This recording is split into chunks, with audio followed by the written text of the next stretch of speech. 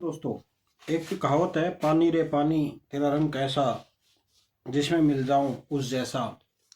तो हम बहते हुए पानी के से जो निर्मित स्थलाकृति है उसका अध्ययन कर रहे थे। और कल हमने इसके बारे में जो नदियों का मुख्य रूप से कार्य होते हैं उसको एक्सप्लेन कर लिया था। आज हम उसी कड़ी में आगे शुरू करते हैं जो भूमिगत जल होता है। भूमिगत जल का मतलब क्या होता है कि जब भी वर्षा होती है या नॉर्मल पानी होता है, वो लगातार रिश्ता रहता है, यानी कि ज़मीन के अंदर सीपेज होती रहती है।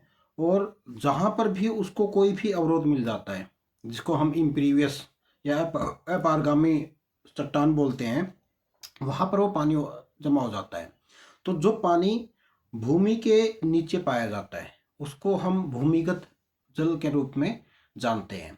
इसका मैं दूसरा आप लोगों को उदाहरण बताता हूँ कि हम बोलते हैं वाटर टेबल, या हरियाणा के अंदर इसको बोलते हैं चोआ। ठीक है, चोआ का मतलब क्या हुआ, एक ऐसा तल जहाँ पर पानी मिलता है।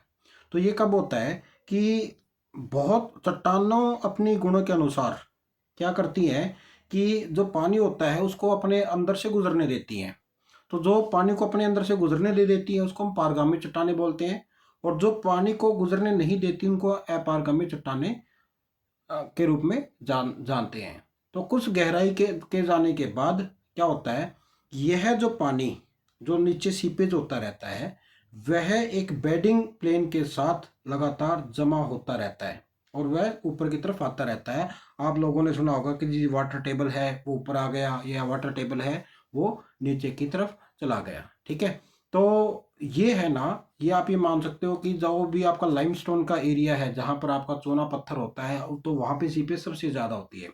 भूजल की मात्रा स्थान के अनुसार भिन्न होती है, लेकिन पृथ्वी की जो सतह होती है उसको आकार देने में इसकी महत्वपूर्ण भूमिका होती है, क्योंकि जब भी पानी नीचे जाएगा तो वह अपने साथ जो भी डिजोल्विंग मटेरियल्स होते हैं उसको अपने साथ घोल लेता है और उसके बाद उसकी स्थलाकृतियाँ बनाती हैं। ठीक है, भूजल के जो कार्य हम देखते हैं तो चट्टानों में देखे जा सकते हैं। जैसे कि मैंने आप लोगों को बताया कि जो जो चूना पत्थर होता है, तो चूना पत्थर जहाँ पर भी होगा, या जिप्सम होगा, या डोलमाइट होगा, या कैल्शियम कार्बोनेट के से समृद्ध कोई प्रदेश होगा, तो वहाँ पर मुख्य रूप से जो भूमिगत जल है वो अपना कार्य करता है। वो क्या करता है, इन चट्टानों को अपने अंदर घोल लेता है और घोलने के बाद अलग अलग स्थलाकृतियों का निर्माण करता है, जिसको हम कास्ट टोपोग्राफी के नाम से जानते हैं। बाल्कन में कास्ट क्षेत्र बोलते हैं। जो यह क्षेत्र है, बाल्कन का क्षेत्र है, उसमें इसको कास्ट रीजन के नाम से जानते हैं। ठीक है, अब पारगम्य और छिद्रयुक्त चट्टानों के अंदर जो पानी अक्षितिज जो पानी से भरे होते हैं वो संतृप्त क्षेत्र कहलाते हैं, सेचुरेटेड पॉइंट कहलाते हैं। ये निशान जो इस संतृप्त क्षेत्र के ऊपर सतह पर दिखाई देते हैं, तब हम इनको तालिका कहते हैं। और ये चट्टानें जो भूमिगत पानी से भरी रहती हैं इनको हम एक्वाफायर बोलते हैं। चट्टानें जो भूमिगत पानी से भरी हुई होती हैं उनको हम एक्वाफायर बोलते हैं। तो आप लोगों को या ये छोटे क्वेश्चन पूछा जा सकता है, जी एक्वाफायर क्या है, जल तालिका क्या है, या संतृप्त क्षेत्र कौन सा होता है। मतलब जहाँ पर क्या होता है, जो छिद्रयुक्त चट्टानें होती हैं तो उसके क्षितिज के अंदर जो पानी भरा होता है उसको हम संतृप्त चट्टानें बोलते हैं। मतलब उसके अंदर और पानी ऐड नहीं हो सकता। और जो ऊपरी सतह में दिखाई देते हैं संतृप्त क्षेत्र उसको हम जल तालिका बोलते हैं, मतलब जो वाटर टेबल होता है। और चट्टानें जो भूमिगत पानी से भरी हुई होती है उसको हम एक्वाफायर के नाम से जानते हैं। जो उच्च वर्षा वाले क्षेत्र है और नदियां और झीलें हैं, उससे जो क्षेत्र होते हैं, सटे हुए क्षेत्र होते हैं, वहां पर हम बोलते हैं, जैसे कि हम बोलते हैं ना सेम आ गई। ठीक है, एक नॉर्मल सा शब्द है सेम आ गई। सेम आने का मतलब क्या हो गया, जो वाटर टेबल है वो काफ़ी ऊपर आ गया। और स्पेशली अगर मैं आप ये मानो कि मैं हरियाणा से हूँ, तो हरियाणा के क्षेत्र की अगर मैं बात बताता हूँ, तो आज के टाइम पे जो हिसार की तरफ वाला क्षेत्र है, स्पेशली जो बरवाला के आसपास का क्षेत्र है, पीछे वहाँ पर बाढ़ भी आई थी, तो वहाँ पर आप लोगों को इस प्रकार की जो स्थिति है ये देखने को मिलती है। और ये जो मौसम के अनुसार ये भिन्न होते हैं, परिवर्तनशील होते हैं। वो परिवर्तनशील कैसे होते हैं, एक तो होती है स्थायी जल टेबल, स्थायी वाटर टेबल। ये क्या होती है कि एक ऐसा क्षेत्र जहां पर हमें ये पता है कितनी गहराई के ऊपर तो पानी मिलेगा ही मिलेगा, इससे नीचे कभी भी जो आपका पानी नीचे नहीं जाएगा।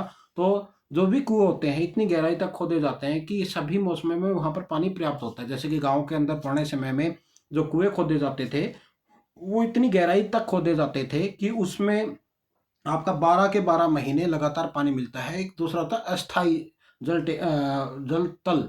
वो क्या होता है? वो मुख्य रूप से वो होता है जिसमें अकॉर्डिंग टू सीजन, मौसम जैसा होता है उसके अनुसार क्या होता है, उसके टेबल के अंदर क्या होता है, पानी के जो लेवल है उसमें डिफरेंस देखने को मिलता है। उदाहरण के लिए जब बारिश आएगी तो बारिश की वजह से जो वाटर टेबल है वो ऊपर की तरफ आ जाएगा, और जब शुष्क मौसम आएगा, गर्मी आएंगी, तो उस कंडीशन में वाटर टेबल अपने आप नीचा चला जाएगा। आप लोग इसको अपने गांव के अंदर एक सिंपल से एग्जांपल को दे सकते हैं। किसी भी पॉन्ड को देखोगे तो बारिश के दिनों में वो पूरा भर जाता है, परंतु जब ड्राई सीजन आता है, गर्मी का सीजन आता है, तो उसका जो वाटर टेबल है वो अपने आप नीचे आ जाता है। एक होता है स्प्रिंग, जो हाइड्रोलिक प्रेशर होता है उसके तहत चट्टानों के जो उद्घाटन के माध्यम से भूतल सतह पर बहता है।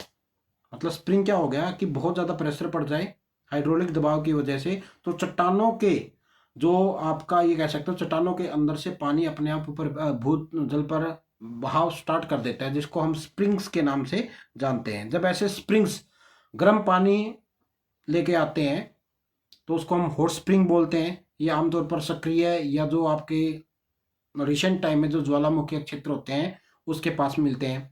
जब एक स्प्रिंग्स नियमित अंतराल के ऊपर फव्वारे या जेट के रूप में गर्म पानी बाहर निकालता है, भाप उत्सर्जित करता है, उसको हम गीजर कहते हैं।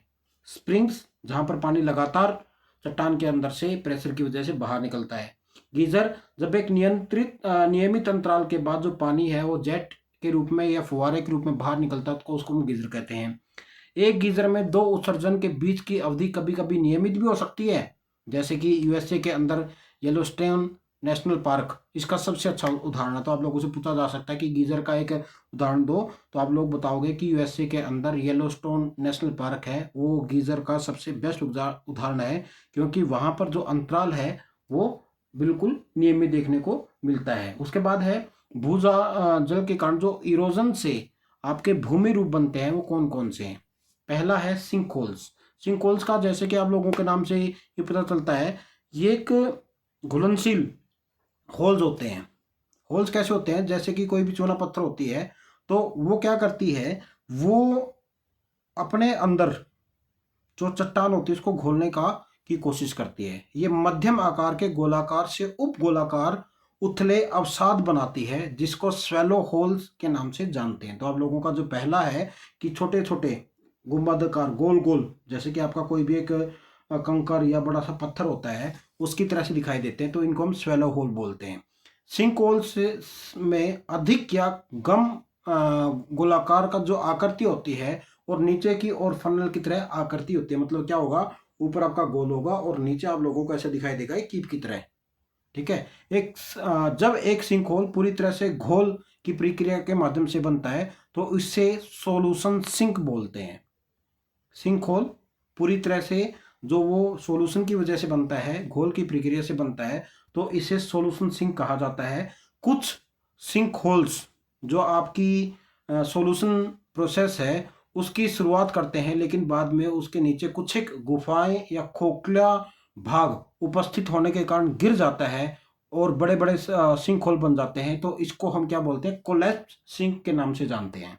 मतलब आप लोगों को ऐसा लगेगा कि बड़े बड़े सिंक बन गए, परंतु उसके नीचे एक खोखला क्षेत्र आ गया, और खोखला क्षेत्र आने की वजह से क्या हो गया कि उसके अंदर जो पूरा का पूरा क्षेत्र वो गिर जाएगा, तो उसको हम बोलते हैं कोलैप्स सिंक्स के नाम से जानते हैं। एक है डोलाइन।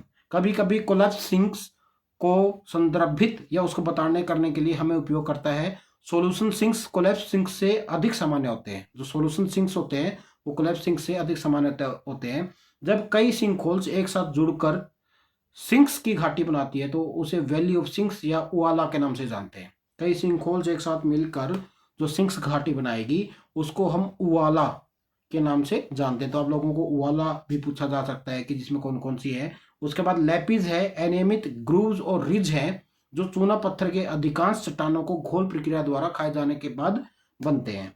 ठीक है, बहुत ज़्यादा उनके अंदर मिल जाएगा और मिलने के बाद जो अवशेष बनेंगे उसको हम लैपिस के नाम से जानते हैं। आप लोगों के सामने ये जो एक चित्र है उसके अंदर आपको सिंक होल्स देखने को मिलेंगे कि आपके छोटे छोटे आपके छिद्र हैं इस प्रकार से दिखाई देते हैं। उसके बाद जब हम आगे चलेंगे फॉर्मेशन ऑफ कोलैप्स सिंक्स, कि जब आपके एक से ज़्यादा जो सिंक्स हैं वो आपस में रप्चर हो जाते हैं, टूट जाते हैं, तो उस कंडीशन में क्या होता है, कोलैप्स सिंक्स बन जाते हैं। उसके बाद आती है गुफाएं, उन क्षेत्रों में जहां चूना पत्थर और डोलमाइट के बीच गैर घुलनशील चट्टानों का वैकल्पिक जोड़ होता है। मतलब पहले आपकी घुलनशील चट्टानें, उसके बाद घुलनशील चट्टानें, उसके बाद घुलनशील चट्टानें। तो वहां पे क्या होता है, चूना पत्थर घना, विशाल और मोटे बेड के रूप में होता है, तो गुफा निर्माण प्रमुख होता है कि वहां पे फिर क्या होता है, गुफा बन जाती है।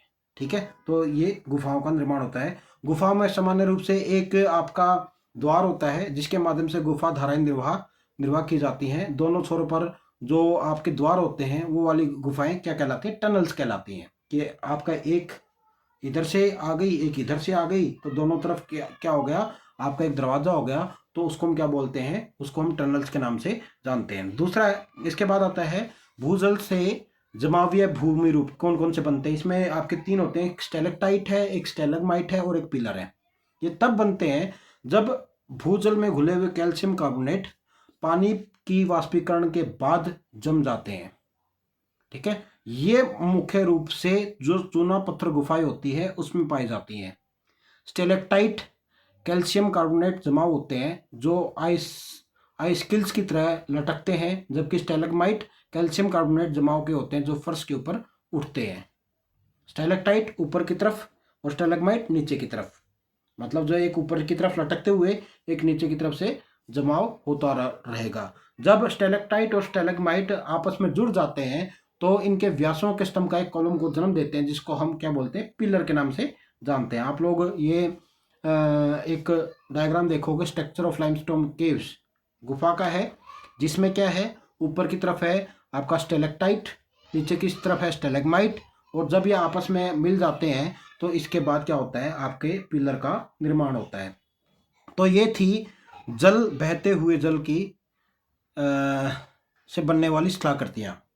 एक थी ग्राउंड के ऊपर और एक है ग्राउंड के नीचे।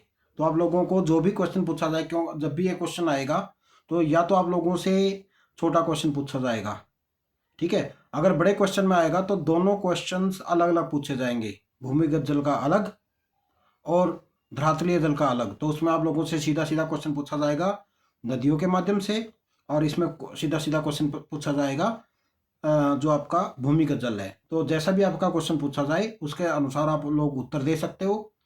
मैंने इसको बहुत उसमें करवाया है, शॉर्ट फॉर्म में करवाया है, आपके 4 नंबर के हिसाब किताब से।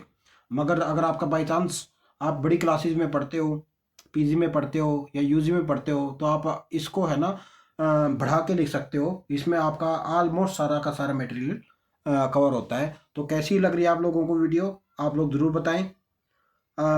मेरा जो क्या बोलते हैं, उत्साह बढ़ाते रहें, चैनल को सब्सक्राइब कर लें और अपने दोस्तों के साथ शेयर करते रहें। बहुत बहुत धन्यवाद।